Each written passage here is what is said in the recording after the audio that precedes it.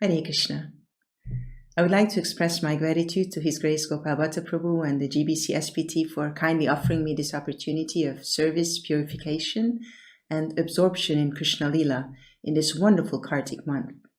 And I would like to welcome all the online viewers and listeners. Today we're discussing the 11th chapter of the 10th canto of Srimad Bhagavatam, entitled The Childhood Pastimes of Krishna. It is a very wonderful and eventful chapter, so I can only scratch the surface in the allotted time. But Sanatana Goswami addresses the Bhagavatam saying, Paramananda Pathaya Prema Varshaksharaya Te. By reading you, one attains Parama Ananda, transcendental bliss. For your syllables, Akshara, rain pure love of God, Prema Varshi, upon the reader. So wherever we touch this glorious scripture, the result is unimaginable. Let us invoke the mercy of the Lord and His devotees. Om Namo Bhagavate Vasudevaya. Om Namo Bhagavate Vasudevaya. Om Namo Bhagavate Vasudevaya. Om Agyanati Mirandasya Gyananjana Shalakaya Chakshurun Miritam Yena Tasmai Shri Gurave Namaha. Namo Vishnu Padaya Krishna Preshtaya Bhutale Srimate Bhaktivedanta Swaminiti Namine. Namaste Saraswate Deve Gauravani Pracharine Nirvishesha Shunyavadi Paschatya Deshatarine. Jai Shri Krishna Chaitanya Prabhu Nityananda Shri Advaita Gadadhara Shivasadi Gaura Bhaktavinda. Hare Krishna Krishna Krishna Hare Hare Hare Rama Rama Rama Hare Hare. Vanchakaptarubhyascha kipasindibhya evacha patitanam pavanebhyo Vaishnavebhyo namo namaha. Chapter 9 and 10 of the 10th canto of the Bhagavatam describe the celebrated Damodar Lila, the pastime we daily meditate on in this month. It is the emblem of Vraja Bhakti, love of God with a special power. A power which makes the supreme absolute truth, the supreme personality of Godhead, subservient. In the introductory class to this Kartik series, His Holiness Srila Sivarama Swami Maharaja wonderfully explained, referring to Vishwanath Chakravarti Thakur, the Paribhasha Sutra of specifically the 10th canto. Harim Samanyatatmajam. Mother Yashoda considering Lord Krishna her ordinary son. The special magic of the Vraja pastimes is that it is Krishna's Nara-lila, or human play. In the 10th canto, we are invited into the realm of the type of love that supersedes anything outside of Vrindavan. The Supreme Personality of Godhead is loved and served not for what He is, but who He is. The heart-churning pastime of Sri Damodar ends in the 11th chapter, and we will observe a shift in the focus of the text from Vatsāyarati to Sakyarati, from parental love to love of God in friendship. This chapter contains 59 verses spoken by Shukadeva Goswami, who sometimes quotes the words of the Brijvasis. We learn what happened directly after the Yamala Arjuna trees fell, and then we see that Krishna is Britya Vashyata, he is controlled by his loving servants. We hear the sweet story of the fruit vendor, how little Krishna and Balaram play and their mothers reveal their wonderful affection, how the inhabitants of Gokula moved to Vrindavan, and how Krishna killed Vatsāsura and then Bakāsura, and there are a few concluding verses.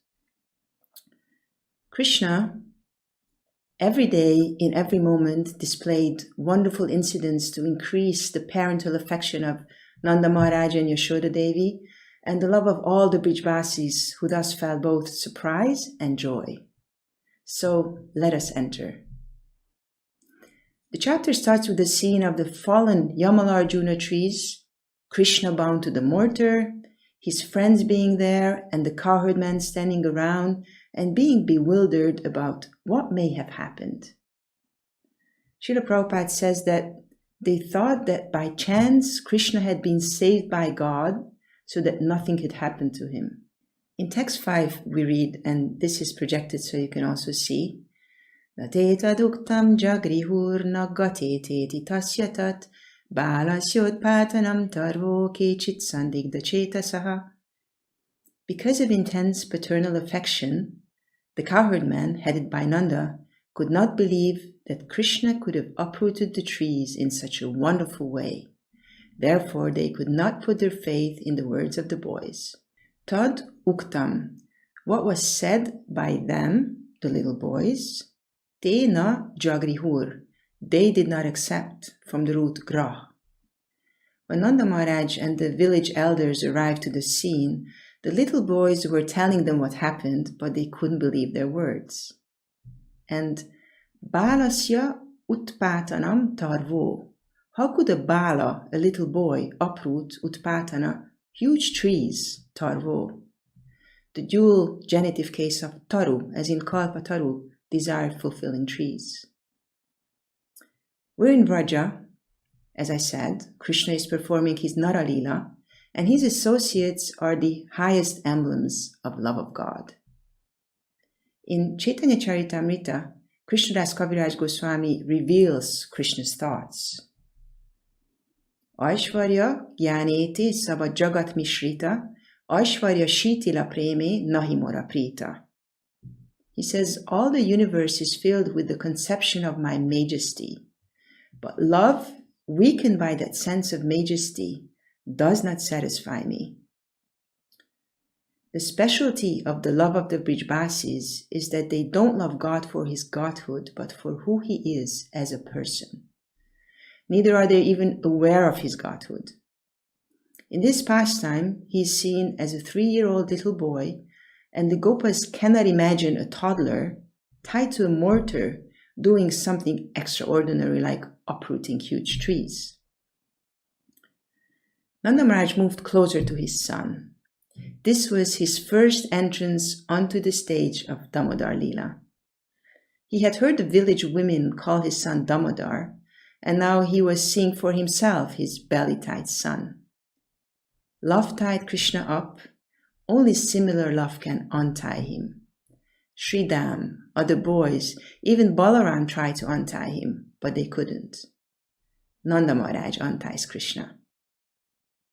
Something we can contemplate on here is how Lord Damodar liberated the Yamala-Arjuna trees while bound, and then Nanda Maharaj untied him.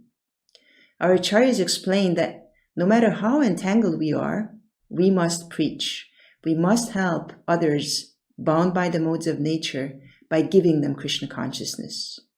If a conditioned soul does so, by Krishna's mercy, someone will liberate him or her as well. Nanda Maharaj's family moved to Gokula to escape Kamsa's servants, specifically Keshi, but they have been attacked by other demons there, Putana, Trinavarta, and Shakata, and now this mysteriously inauspicious event. They started considering relocating to a place that is safer for Krishna and the other children. This event, the falling of the Yamala-Arjuna trees, was the seed of a later discussion that would result in relocating to Vrindavan forest. The next section of the chapter are verses 7 to 9. In 7 we read how the gopis say, "If you dance, my dear Krishna, then I shall give you half a sweetmeat." By saying these words or by clapping their hands, all the gopis encouraged Krishna in different ways. At such times, although he was the supremely powerful personality of Godhead, he would smile and dance according to their desire, as if he were a wooden doll in their hands. Sometimes he would sing very loudly at their bidding. In this way, Krishna came completely under the control of the gopis. Krishna is actually like a puppet in the hands of those who have pure love for him in the mood of the Brijbasis. This is further demonstrated in verses 8 and 9. Whatever Krishna is told, he does.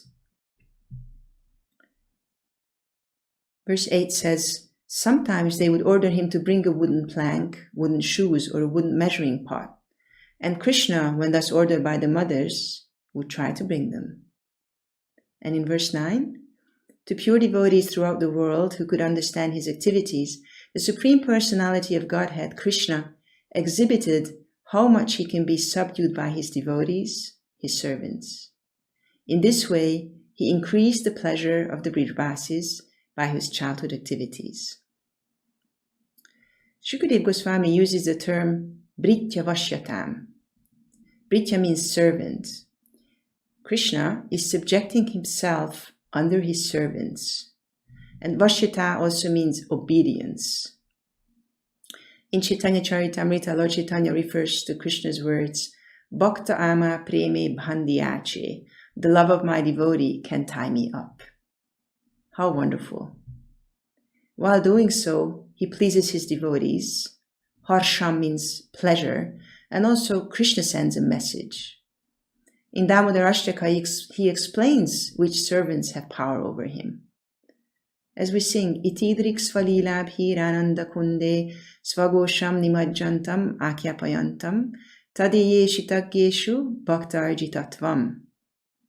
Through his childhood pastimes, Krishna immerses nimajjantam, his own people, svagosham, in pools of ecstasy, ananda kunde, and so reveals akyapayantam to devotees who worship him in majesty, tadiyeshitagyeshu, who are aware of his supremacy, that his heart can only be conquered by devotion steeped in spontaneous love, Bhakta-tattvam. And this unique love, this spontaneous devotion, is the gift of Sri Chaitanya Mahaprabhu.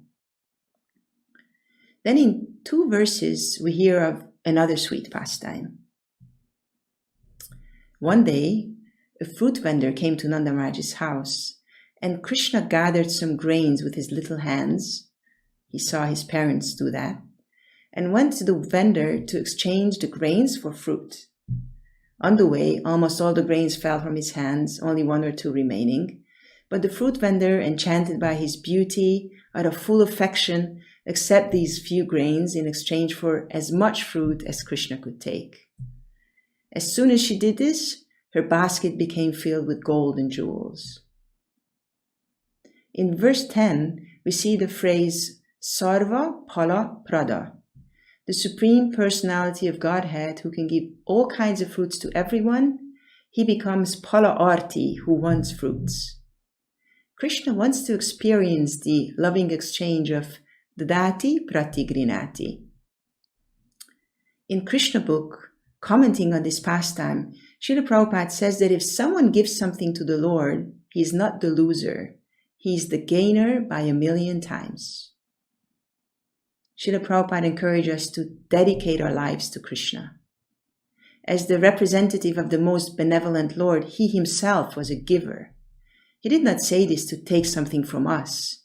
Rather, he knew that whatever we offer to the Lord will benefit us 1,000,000 times. Giving our time, wealth, abilities, intelligence, thoughts to Krishna is an opportunity for us. Everything we have is his anyway. He owns everything, and everything belongs to him. These beautiful verses in the Bhagavatam help us see the wonderful, merciful nature of Krishna and inspire us to give him all that we have, out of love, without any expectation. In verses 12 to 20, we read about the boys, little Krishna and Balaram, playing, and my mother Yashoda calling them home, and bathing and dressing and feeding them, and revealing her wonderful affection. And then there is verse 20.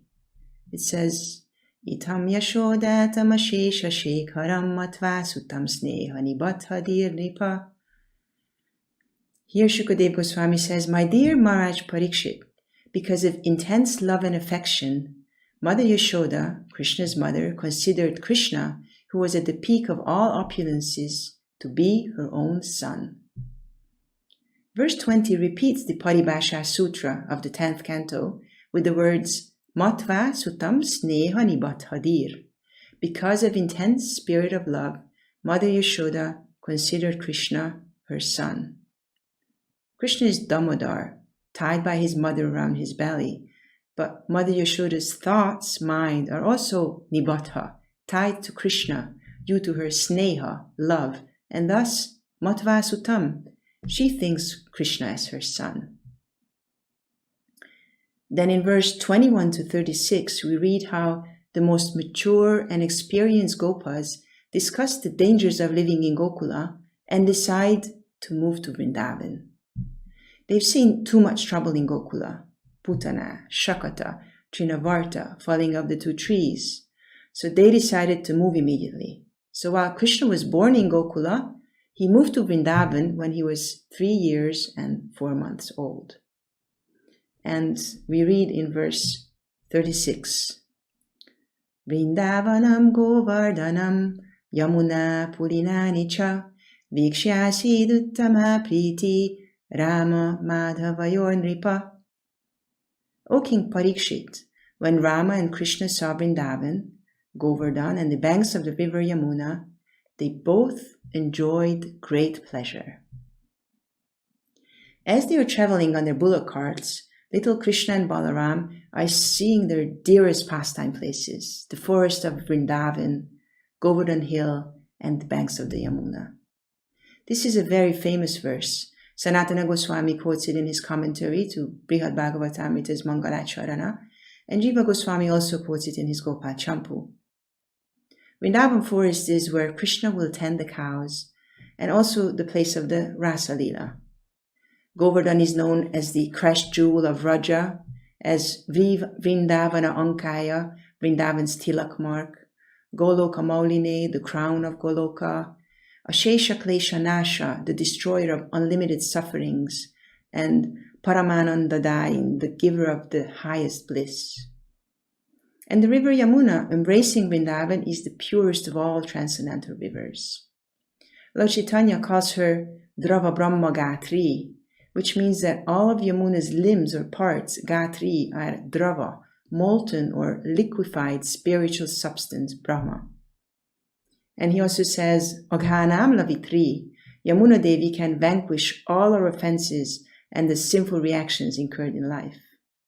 She's so powerful that by bathing in, touching, seeing, or smelling the Yamuna, or even by thinking of performing any of these activities, she frees us from suffering and opens the gateway to auspiciousness and offers love of God. Lord Krishna ordered all 3 of them to descend to earth and help his pastimes, as their presence was Srimati Radharani's condition to join him in his venture to this world. And now here he is enjoying their sight. He is experiencing Uttama Priti, the highest joy, more so than he did in Gokula. After the Brijbasis settled down in Vrindavan, we hear of Krishna killing Vatsāsura. In verse 37, we read, Evam Vrachoka Sampritim Yachanto Bala Cheshtitai Karavakya Isvakalina Vatsapalo Babuvatu. Srila Prabhupada translated saying, in this way, Krishna and Balaram, acting like small boys, are talking in half-broken language, gave transcendental pleasure to all the inhabitants of Vraja. In due course of time, they became old enough to take care of the calves. Krishna displays the 3 ages preceding adulthood, childhood, Kaumara, boyhood, Pauganda, and youth, Kaishor, and each lasts 5 years. To fully understand Krishna's pastimes, our acharyas have commented on Krishna's age quite a lot. Sanatana Goswami says that here, Svakalina refers to a specific age of Krishna. It means, according to Sanatana Goswami, Chatur Varsha Vayah Prakatye.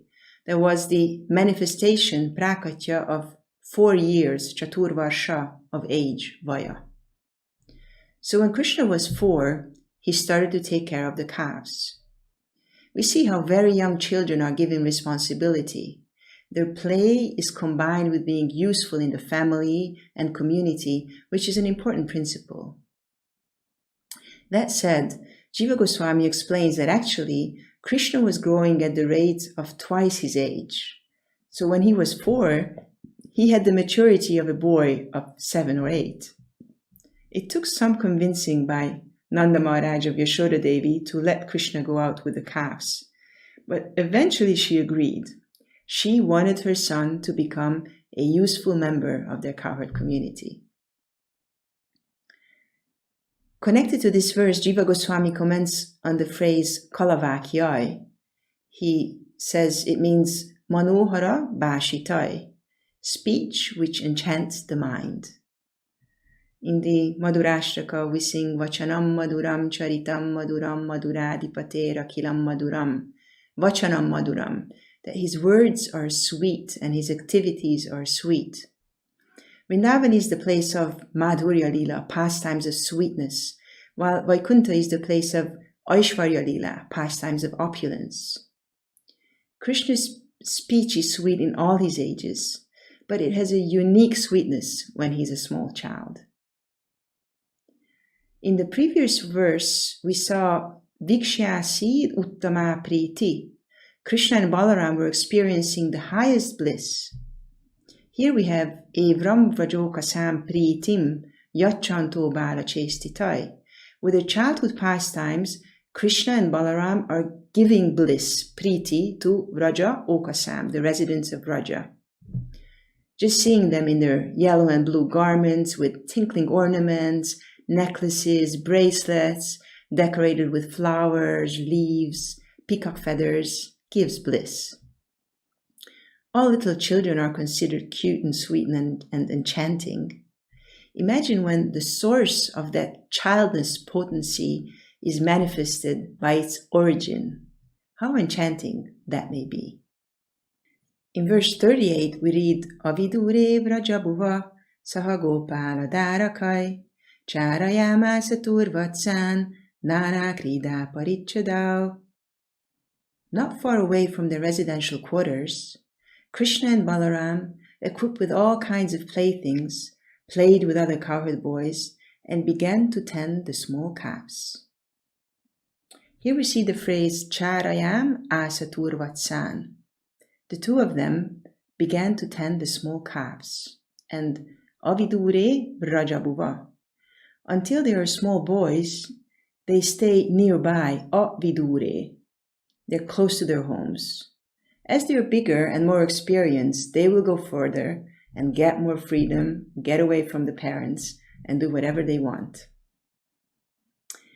In this verse and the next, there is a transition from Vatsayarati, relationship in parental affection, to Sakyarati, relationship in friendship. In later chapters of the 10th canto on the Vraja pastimes, the focus will shift to Madhuryarati, conjugal relationship. Here, Gopala refers to the profession. Although they are only Vatsapala, they're only taking care of calves, but Krishna has the name Gopala even before he's big enough to tend the cows. He's called Bala Gopala. And while they do responsible work, they are still small children, and kids always take with themselves their playthings. Nana Krida Parichadau. Sanatana Goswami explains that these playthings include a flute, horns, staff, ball, lute, etc. Then we read verses 39 to 40. Kvachid vadayato venum, kshepanai kshipata kvachit, kvachit padai kinkinibi, kvachit kritrimago vishai, vishayamano nardantau, yuyudate parasparam, anukritya rutai jantums, cheratuh prakrito yata. And the translation. Sometimes Krishna and Balaram would play on their flutes. Sometimes they would throw ropes and stones, divides for getting fruits from the trees. Sometimes they would throw only stones. And sometimes, their ankle bells tinkling, they would play football with fruits like bale and amalaki. Sometimes they would cover themselves with blankets and imitate cows and bulls and fight with one another, roaring loudly. And sometimes they would imitate the voices of the animals. In this way, they enjoyed sporting exactly like two ordinary human children. This verse here is in the present tense. These are eternal pastimes. Kvachit is repeated 4 times, which means there is no specific time referred to. sometime. And in this verse is the first mention of the flute in the Bhagavatam. In Damodar Lila, there was no mention of the flute, neither in any Gokula pastimes.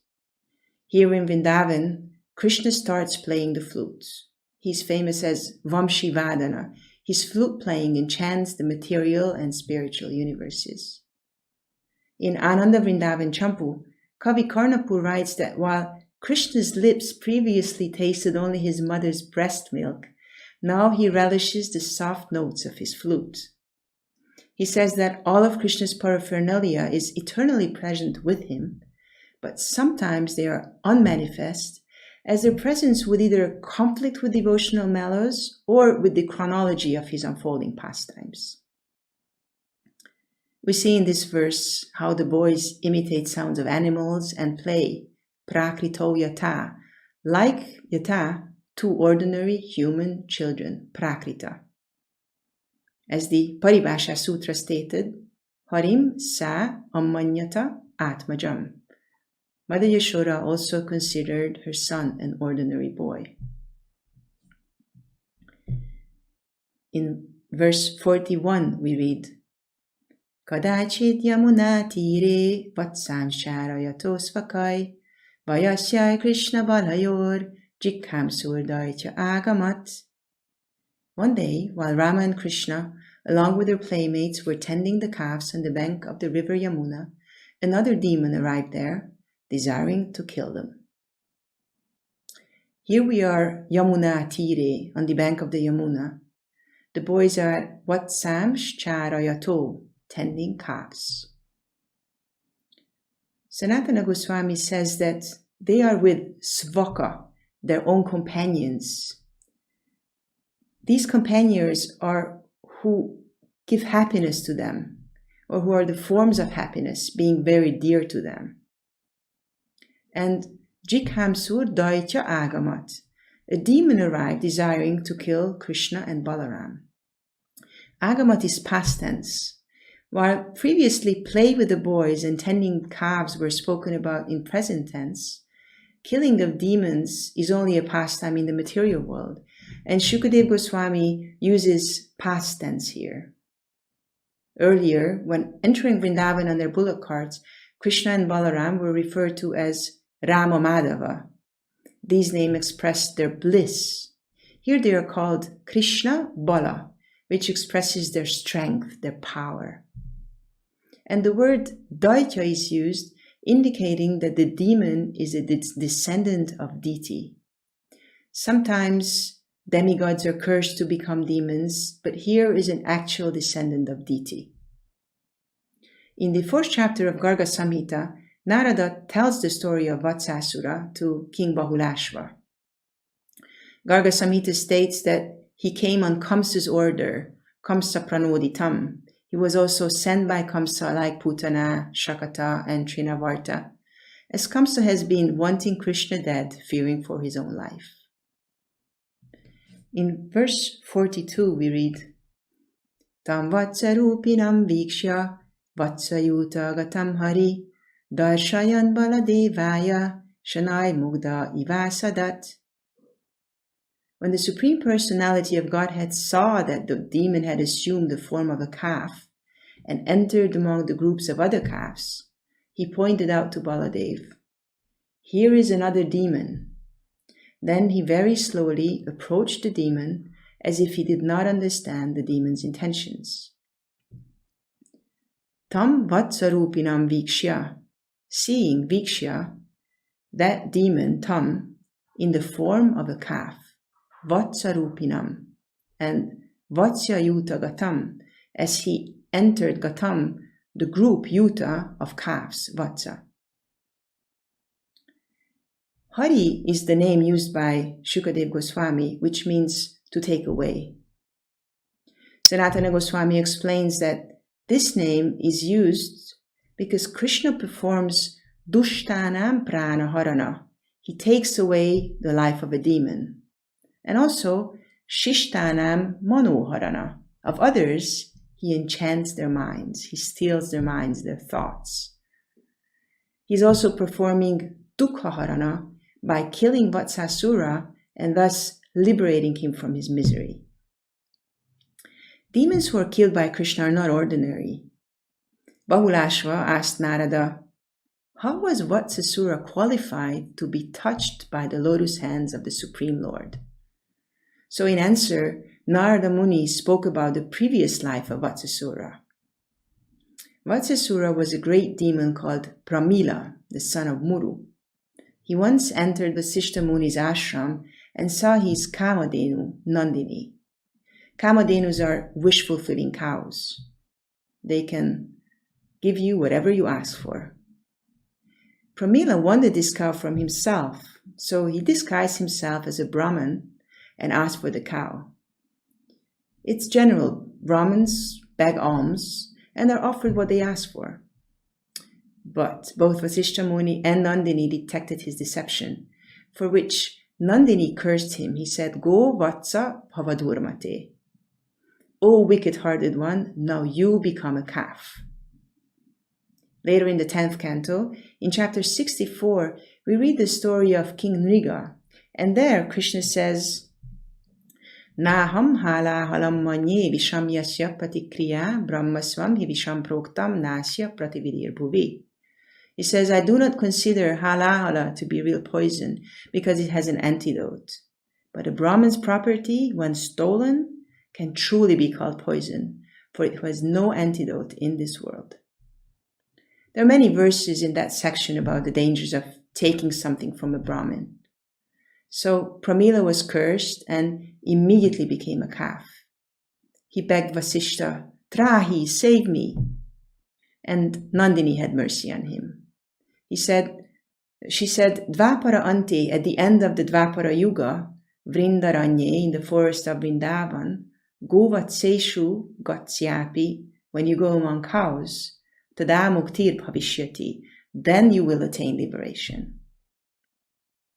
Most of Kamsa's servants were Kamarupa Dhara, could assume any form according to their own desire.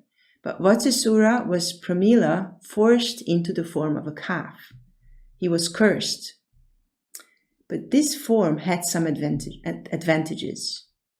The cows are Krishna's favorite animals, so this way he could get close to him and could hide among all the other calves and did not stand out. As we read, Hari Darshayan Baladevaya. Krishna showed Baladev. Krishna saw Vatsāsura's intention. Krishna cannot be cheated.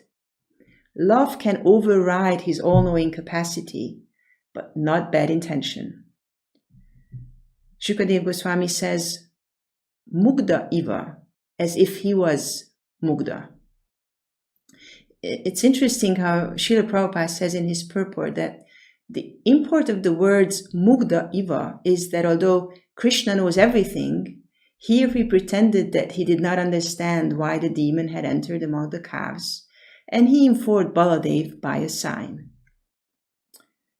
Outside of Vraja, Krishna is always Sarvagya, all-knowing, omniscient. But in Vrindavan Lila, Krishna is sometimes Sarvagya and sometimes Mugda, or both. Jiva Goswami's definition of Bhagavan in Bhakti Sandarbha includes that he is Paraspara Viruthananta Gunanidhi, the ocean of unlimited, mutually contradictory qualities. Yogamaya makes Krishna forget his own divinity and at other times reveals it. His association with his Vrindavan surrounding leads him to conclude that he is a cowherd boy. Moreover, because Yashoda's spontaneous love for him is so focused on his identity as her son, it excludes any trace of his divinity. In his dealings with Mother Yashoda, Krishna feels completely dependent on his mother, so much so that he is prone to fear her chastisement. So the omnipotent God fears his mother. He's not play acting. He's actually afraid. In verse 43 we read, Grihitva parapadabhyam sahalangulam achyuta brahmaitva kapittagre brahinod gata jivitam Sakapittai mahakaya patyamanai papataha. Thereafter, Sri Krishna caught the demon by the hind legs and tail, twirled the demon's whole body very strongly until the demon was dead, and threw him into the top of a kapita tree, which then fell down along with the body of the demon, who had assumed a great form. No calf is ever harmed by cowherd boys, but Krishna is not sentimental. He reciprocates as anyone behaves toward him. Yeyata tamsata. Vatsāsura wanted to kill Krishna, Krishna killed him. As a human being, Krishna expands his pleasure potency and creates thrilling transcendental pastimes full of suspense and dynamic action.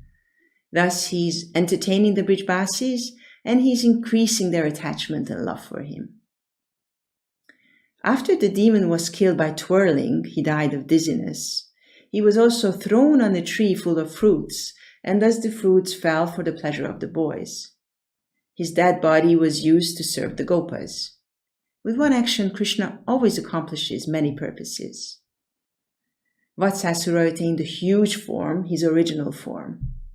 And Garga Samhita says that, purified of his sinful desires, Vatsāsura's soul entered Krishna's body. The Bhagavatam gives no detail in this regard. And then there is verse 44. Tam vikshya vismita bala shashamshu sadhu sadviti devascha parisantushta babhuvu pushpavarshina. Upon seeing the dead body of the demon, all the cowherd boys exclaimed, "Well done, Krishna, very good, thank you, sadhu, sadhu." In the upper planetary system, all the demigods were pleased, parisatushta, and therefore they showered flowers, pushpavarshina, on the Supreme Personality of Godhead. To vatsapalakau bhutva sarvalokaikapalakau sapratarasho go vatsamsh charayanto vicheratu. After killing of the demon, Krishna and Balaram finished their breakfast in the morning, and while continuing to take care of the calves, they wandered here and there. Krishna and Balaram, the Supreme Personality of Godhead, who maintained the entire creation, now took charge of the calves as if cowherd boys. To vatsapalakau bhutva sarvalokaikapalakau. Sarva means the entire loka, entire creation. They were the ekapalako. They maintained the entire creation. Now took charge of the calves as if cowherd boys, vatsapalako. So they were sarvalokaikapalako, and now they are vatsapalako. And after the killing, they just finished their breakfast. We had some fun, now let's eat. Prabhupada comments that killing demons was routine work for Krishna and Balaram. 1, the demons came often, and 2, it was no effort for them. In his Chaitanya Shikshamrita, Bhaktivedanta Thakur has explained that the demons killed during the Vrindavan Lila, the demons Krishna killed, represent all the main anarthas we come across. He says that one cannot enter Vraja Bhakti until all these demons have been killed within one's heart. Although Vatsāsura was killed 5,000 years ago, his mentality is still present in the world and can enter our hearts and cause havoc there. He represents the childish mentality that one can be easily influenced because of bad association. While we are taught that a devotee should be very simple, even childlike, but not childish, a child is sometimes cheated by rogues by offering some chocolates or sweets. Many children are kidnapped by this method. I remember how my mother used to warn me not to accept sweets from strangers. We also thus foolishly get attracted to materialistic enjoyment because of bad association. One must have discrimination. This combination, childlike simplicity and discrimination, make a devotee very, very pleasing to Krishna. Vatsāsura was also a cheater. He came as an innocent calf with an intention to kill. Sometimes he also tried to cheat others by being hypocrites. and may also cheat ourselves, thinking that our anarthas are innocent calves.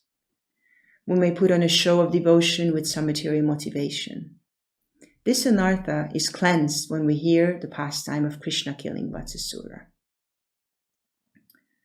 The last pastime in this chapter is Krishna killing Bakāsura, covered in 9 verses. We read how one day all the boys brought the calves to a reservoir of water, to a pond, so that both the calves and the boys can drink.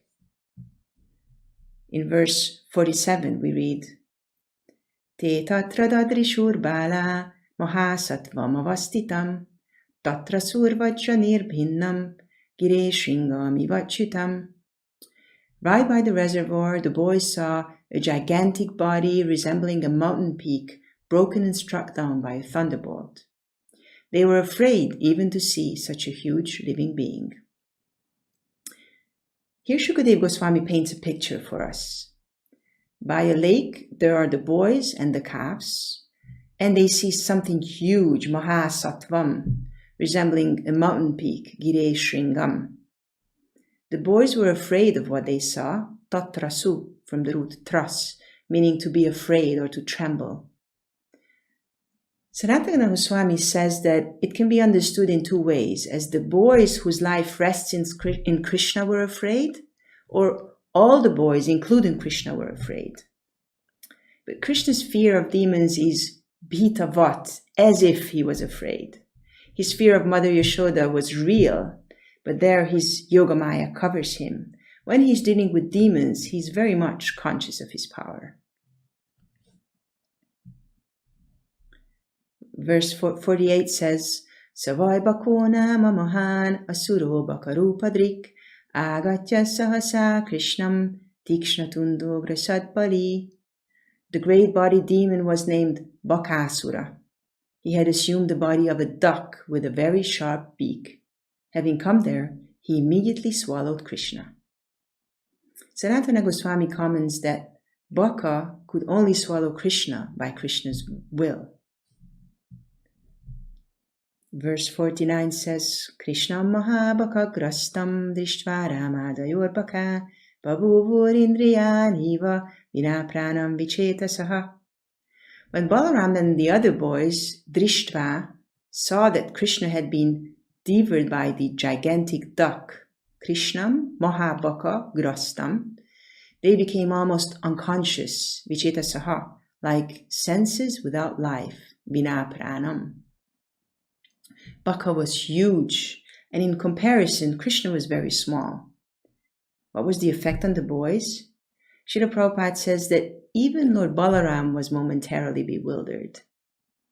Jiva Goswami explains that he was overcome by brotherly affection, and although he's just as omniscient and omnipotent as Krishna, and could have easily killed Baka, his own name is Balarama, he became devoid of Jnana Shakti and Kriya Shakti, was confounded and could not act. Verse 50 says, the translation is, Krishna, who was the father of Lord Brahma, but who was acting as the son of a cowherd man, became like fire, burning the root of the demon's throat, and the demon Bakāsura immediately disgorged him. When the demon saw that Krishna, although having been swallowed, was unharmed, he immediately attacked Krishna again with his sharp beak. In his wonderful purport, Śrīla Prabhupāda says, although Krishna is always as soft as a lotus, within the throat of Bakāsura he created a burning sensation of being hotter than fire. Although Krishna's whole body is sweeter than sugar candy, Bakāsura tasted bitterness and therefore immediately vomited Krishna up. So nicely spoken by Prabhupada. How we experience things depends on our consciousness. Just as Krishna's body tasted bitter to Baka, Rupa Goswami explains that the holy name is bitter for one covered by ignorance. Syat Krishna nama charitadi sitapya vidya pitopa taptara sanasya narochikanu. Although it is sita, sweet, we may have no taste for it. Baka had a demoniac consciousness, and his experience of Krishna was so disturbing that he vomited. On the other hand, when one is in transcendental consciousness, one's experience of one's environment is completely different. Stavara jangama dekena deketara murti, sarvatra haya nija ishtadeva spurti. The Mahabhagavata sees Krishna, his Ishtadeva, everywhere. Verse 51 says, Tamapatantam sanigrihyatунdayor dorbhyambakam kamsa sakamsa tampati pashyatsu bāreshu dadara līlaya mudavaho vīranavad divokasam. When Krishna, the leader of the Vaishnavas, saw that the demon Bakāsura, the friend of Kamsa, was endeavoring to attack him, with his arms he captured the demon by 2 halves of the beak, and in the presence of all the cowherd boys, Krishna very easily bifurcated him, as a child splits a blade of virana grass. By thus killing the demon, Krishna very much pleased the denizens of heaven. Sanatana Goswami points out that Krishna is Satampati, protector of the righteous. So he had to kill Baka. Paritranaya sadhunam vinashaya dushkritam. Krishna protects the devotees and annihilates the demons. And he makes another point. Someone may assume that Vatsāsura was easily killed by Krishna because he did not see Krishna coming. So in answer, Krishna let Baka swallow him and still could kill him. We see that as Vatsāsura, Baka was also Kamsa Saka, a friend of Kamsa's.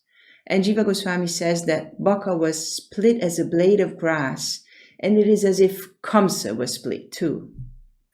Garga Samhita says, Tadam rityasya daityasya jyoti Krishne samavishat.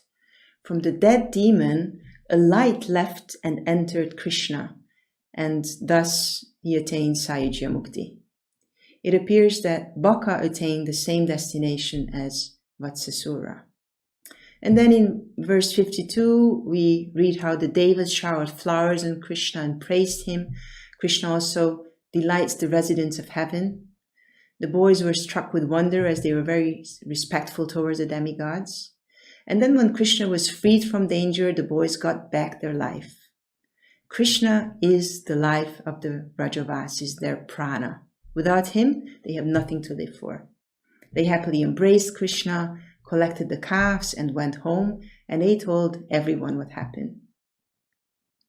Jiva Goswami makes the point that after having killed Vatsāsura, either the boys did not tell anyone, thinking that no one would believe them, or they did, but Shukadeva Goswami did not mention it as he was absorbed in prema. Here, in the Bakāsura story, Shukadeva Goswami specifically says that they spoke about the pastimes when they got home. And then when the cowherd men and the women heard them, they were astonished and thought that the boys had returned from the mouth of death and could not take their eyes off Krishna. The story of Bakāsura is also there in Garga Samhita. As in the case of Vatsāsura, King Bahulashva also wanted to know about the past of Bakāsura.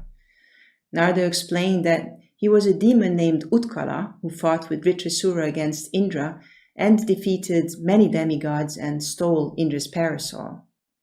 He once went near Jajali Muni's ashram and was fishing, and Jajali Muni very much despised those who ate fish and cursed him. He said, "You eat fish like a duck, so become a duck." He did, and having lost his power and pride, he begged the sage to save him. So Jajali Muni blessed him that when Krishna will descend to earth, Utkala will attain liberation. Bakāsura represents the system of cheating religions.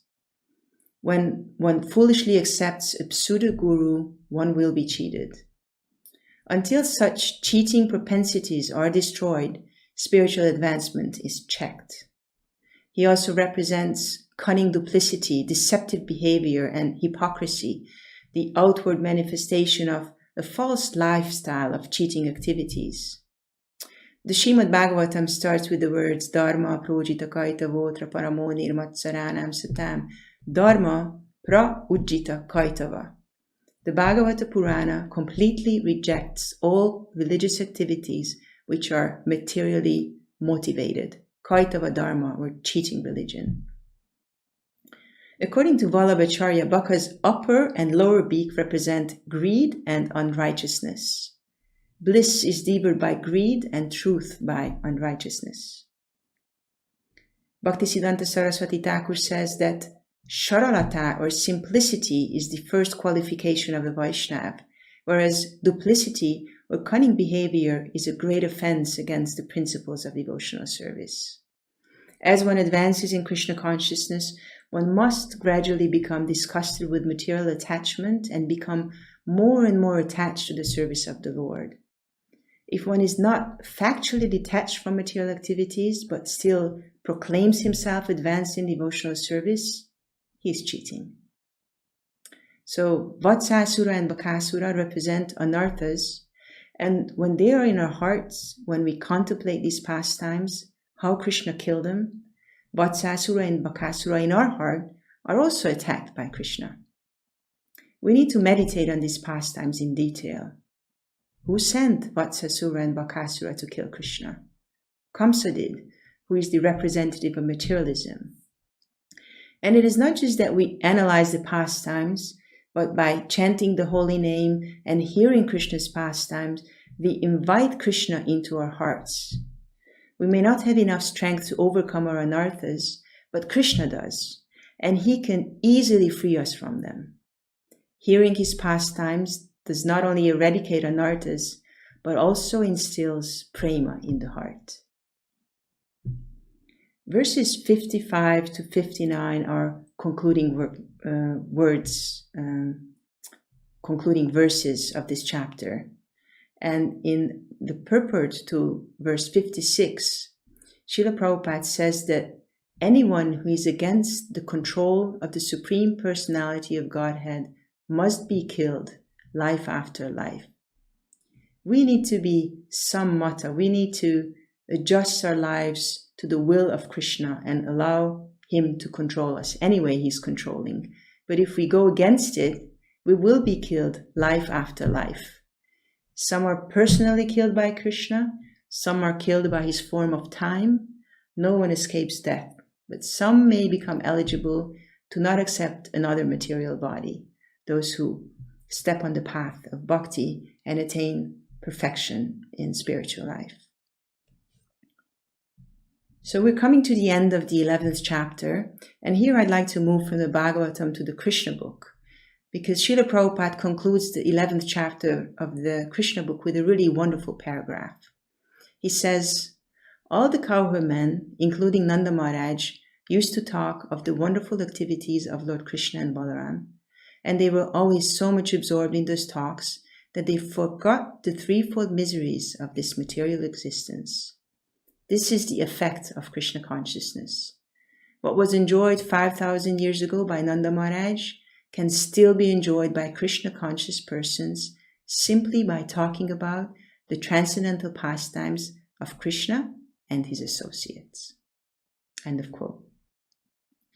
Hearing and talking about Krishna's transcendental pastimes is the key to leaving behind all material suffering and awakening love of God in the footsteps of the Brijvasis.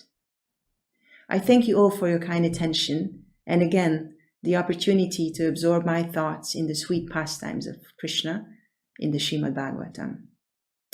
And although there are so many discussions of Damodar Lila this month, please allow me to recommend a wonderful read.